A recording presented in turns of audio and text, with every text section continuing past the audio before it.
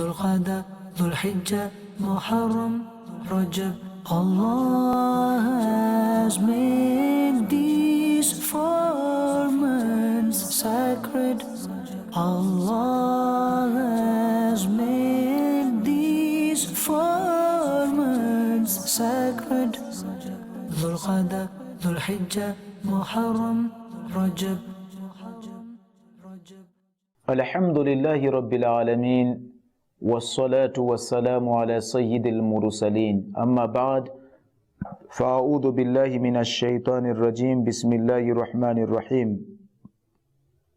الصلاة والسلام عليك يا رسول الله وعلى آلك وأصحابك يا حبيب الله الصلاة والسلام عليك يا نبي الله وعلى آلك وأصحابك يا نور الله. MashaAllah, viewers of Madani Channel, once again we say marhaba, ahlan wa sahlan bikum. We welcome one and all in this beautiful episode.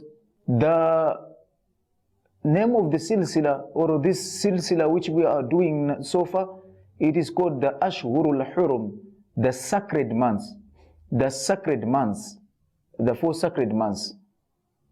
Alhamdulillah, we have covered so far some beautiful Madani pearl regarding the importance of these sacred months, the benefits of these sacred months, the significance of these sacred months, the opportunities which Allah Rabbul Izzatul Jalal bestowed upon us.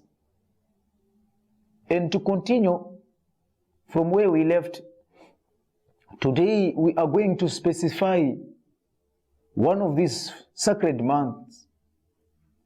Allah, behold, it is none other than the month Zul Hijjah. Zul Hijjah.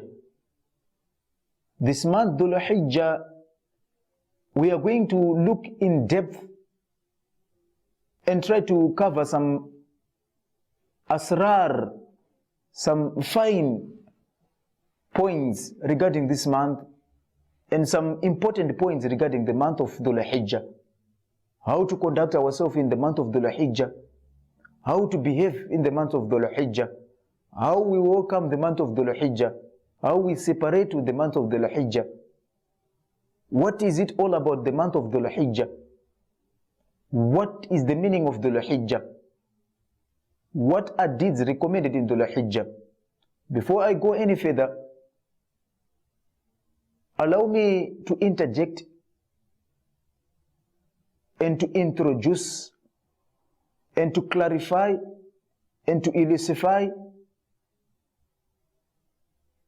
the misconception which people they have got nowadays, that whenever they hear about the month of Dhul Hijjah, they only think about the Hujjaj, the people who are going for Hajj, the pilgrims, those pilgrims who are going to perform pilgrimage.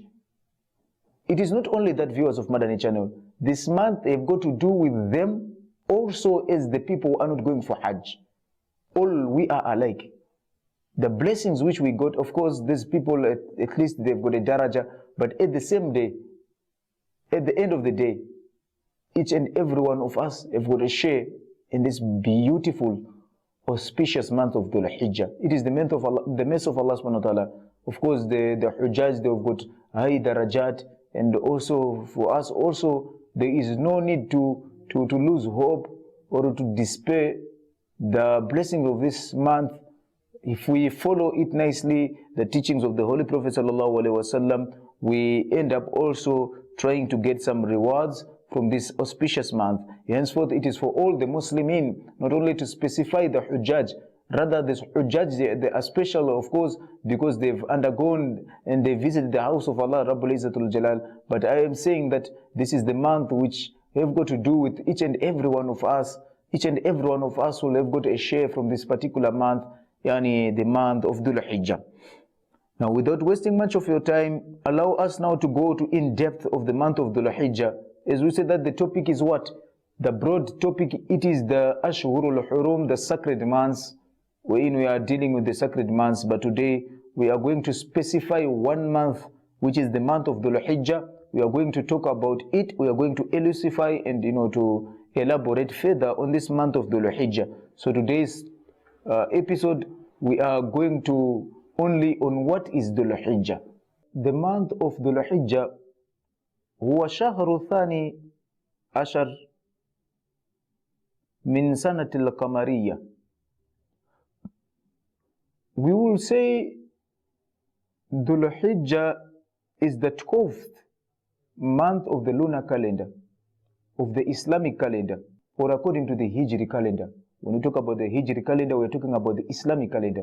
So the month of Dhul Hijjah, the first thing we need to know is that it is the 12th month, which is the last month of the year of the Hijri calendar. That is the second month of the Ashhurul Hurum, of this sacred month. And also it is the last in as far as the months of the Hajj is concerned. The months of Hajj, there are three. The months of Hajj, inshallah, I shall explain later. So the last one, it is Dhul Hijjah, the month of Dhul Hijjah. As we said, that it is about knowing this month in depth and knowing it very, very, very well. The month of Hajj, we are knowing the Tabda, it begins the first day of Shawwal. Then this Hajj story start to be put in place. The rituals of Hajj will then finish with the 10th day of the Hijjah. This is the rituals of Hajj. They will be taking place in this short period of time. 9th of the Hijjah, Wukuf bil Arafah will take place. That is important ritual of Hajj. We shall explain later, inshallah. The intention for this episode, it is not to go into fiqh matters or to tackle the high matters, or only just to give us the history, the in-depth of Hajj. How is it gone about? How to go about Hajj? How must we prepare? How must it's sacred? And just here we're just touching, inshallah. We're just touching here and there so that we can just go to explain. So the 9th of the month of Dhul Hijjah, that's when Wukuf at Arafah will take place. So now, after knowing now what is the month of Dhul Hijjah, let us give a brief history. If you want to understand something, understand it together with its history. So as a brief history, we will say that the month of Dhul Hijjah in the days of Ayyamul Jahiliyyah, how were the Arabs valuing this month? What were they doing in this month? The month of Dhul Hijjah, in the pre-Islamic time, what the Arabs used to do, they used to do a business fair. They used to have a business fair. And there were two markets which were common those days, Suqul Uqad and Suqul Majaz. The market of Uqad and the market of Majaz. And this all were being done in these sacred months. And the Arab, they used not to violate the rights, so-called rights which they used to set, but they used to respect these 2 months greatly. Rather for them to quarrel, rather for them to fight one another, rather for them to have grudges and all this, they used to substitute and start to do things which will bring them together, like having fair trading in this month of the Qa'ada and the month of Dhul Hijjah. So this is how they used to do. But the lesson which we are learning is that they used to respect these 2 months, especially the Qa'ada and Dhul Hijjah. They used not to fight one another. They used not to quarrel with one another. No any fighting was allowed in these months. No any ill feeling, harboring, animosity in this month. They used to value it.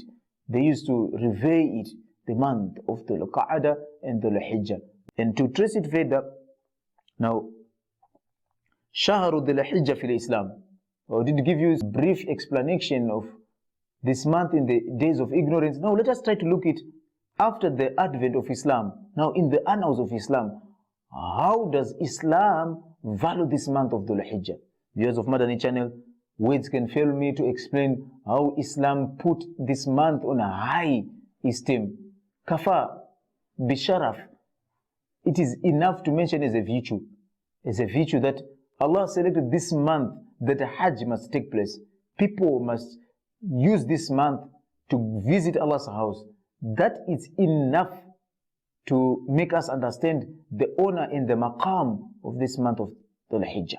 Ameen bijahi nabil ameen. Sallu ala al-habib sallallahu ta'ala ala Muhammad sallallahu alayhi wa sallam. Dhul Qa'dah, Dhul Hijjah, Muharram, Rajab. Allah has made these 4 sacred. Allah has made these 4 months sacred. Dhul Qada, Dhul Hijjah, Muharram, Rajab,